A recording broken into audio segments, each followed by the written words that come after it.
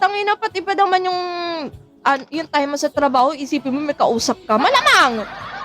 Kaso parang walang friction kung hindi kayo mag-uusap. Dragon, iba-iba nga kasi talaga. I mean, hindi ka makakakuha ng magandang sagot sa akin na,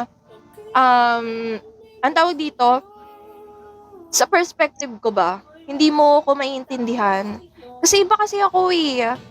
Kumbaga ako I mean, um, hindi ko naman sinasabi na wala akong pakialam, pero parang ganun na. Naiintindihan niyo ba ako?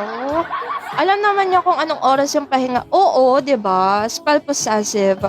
Sa possessive, nababanggit ko, okay na yun. Kung ano yung mga ginagawa ko sa buhay, ayun lang. Pinaka-ayoko lang, I mean, pagka ganyan, dapat nag-uusap kayo. Communication is the key. Annie, hello! May buhay ka kasing iyon na kahit walang partner in life, okay. Oo, ako no. Ngayon, ang saya ko. Ang saya ko like, masaya ko maging single. Ang saya ng pagiging single ko ngayon, actually. Pero syempre, nasa healing stage ako, niisip ko, like, ay, nasarap talaga magmahal, no? Minsan mapapaisip ka rin eh. Hindi ko na nga rin, tawag dito, hindi ko na nga din naisip na, oh my gosh, magpa 5 years? Or 4 years na akong single. Hindi ko na nga eh. Buti na lang special ko na nakakaintindi. Ano? Hirap nyo namang kausap. Kaso siya kasi walang work, nasa bahay lang school. Ayun lang. Kung walang pinagkakabalan kasi yung babae, ganun talaga. Gusto niya ng attention lagi. Kung nung may jowa ka, ganun, less lagi kasi kami magkasama nun eh. Lagi kami magkasama, oo. Kasi same kami ng school. So, hatid sundo niya ako. Tapos kapag may time, ayun, magkasama kami. Magkape nga muna kayo. Aga niya. Aga ng mga rants niyo, Sabi ko yun, nililigawan ko. Oo, that's good. Matured. Pero kung sino pa yun, nagbabawal siya pa yung may iba. Try ko pa ka.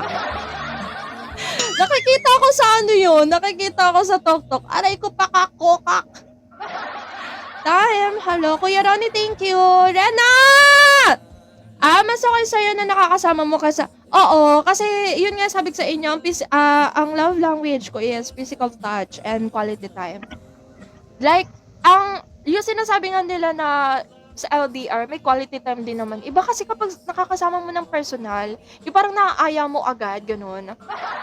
Pasvitek! Yan yung nawala sa amin ng last ex ko. Communication. Pero tingin mo, babalikan ko pa. Ano bang history nyo, Chris? Anong history nyo? Hindi ko pa alam yung history nyo eh. Ikwento mo muna. Takot pala sa sariling multo. Ayun. Hi, Ron. Communication at time. Ayun lang. Yun kasi ang pinakamahalaga sa relationship.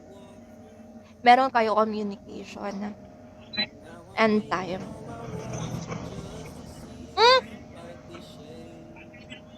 No. Ayoko. Kala mo naman ikaw yung ex.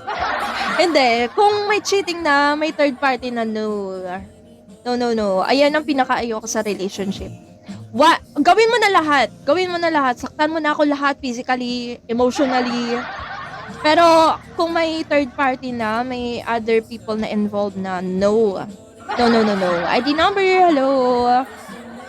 Good morning. Kung hindi ka nakokontento sa akin, putangin na mo, umalis ka sa buhay ko. Ay, ganun. Di pwedeng maglokohan. Ay, hindi, be. Ano ka tanga, te? Matanda ka na. Every time na may tatambayan akong live dati, biglang mag-chat na magsaselos. Bakit ka kasi nasa Bigo? Ayaw niya bang na nagbibigo ka, ganyan? Yung nililigawan ko naman, kwento niya lagi, pumunta sa kanila yung manliligaw na turn off siya. Iba-iba nga po talaga tayo, no? Hi, Boss Ken! Sasabihin may link ka pala. Ayun, nadamay pa ako. Leche kayo. Nadamay pa ako! Ay, Hoy, pagka pinagbabawalan kayo ng mga ano nyo ha, pinagbabawalan kayo, okay lang sa akin guys.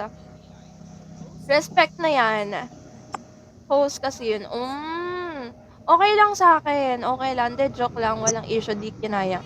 Ay, hindi kinaya na. Ako din eh. Hindi kasi ako talaga pang LDR. Friends. Hindi ako pang LDR. Boss Kaiser! Hello. Excuse me. Saglit. Ay puta, nalipat tuloy. Hello po. Parang kulimlim. Tapos nakipag-close dun sa nanay niya pero niya like pala yung feeling close sa parents. J-Dragon, ano ba yan? Englishin mo na nga lang ulit. Hindi talaga kita naiintindihan. Palakain, hello, Gio. Kaya naman pala, shoota. Teka nga, yung ano